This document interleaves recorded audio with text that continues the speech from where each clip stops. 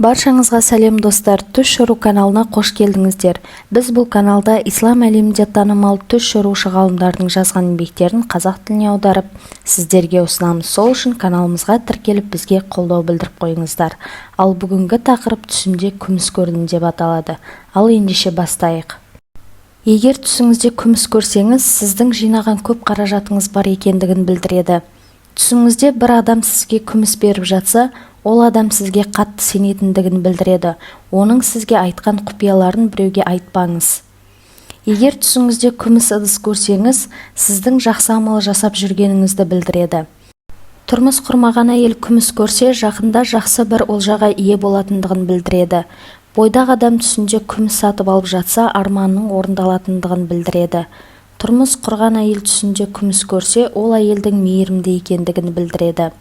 Ауырып жүрген адам түсінде күміс көрсе, жақында ауруынан жазылатындығын білдіреді. Ер адам түсінде күміс сақинасын сындырып алса, бір бәлеге ұрынатындығын білдіреді. Жүкті әйел түсінде күміс көрсе, қызды болатындығын білдіреді.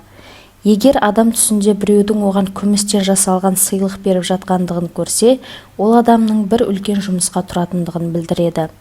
Түсіңізде күміс сатып алып жатсаңыз, сіздің өте батыл және өзіңізге сенімді адам екендігіңізді білдіреді.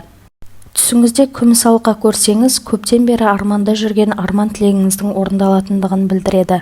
Ал егер күміс білезік көрсеңіз, көп ақшаға ие болатындығыңыздың белгісі. Достар, егер осы видеомыз ұнаған болса, видеоға лайк басып, комментарий жазуды ұмытпаңыз.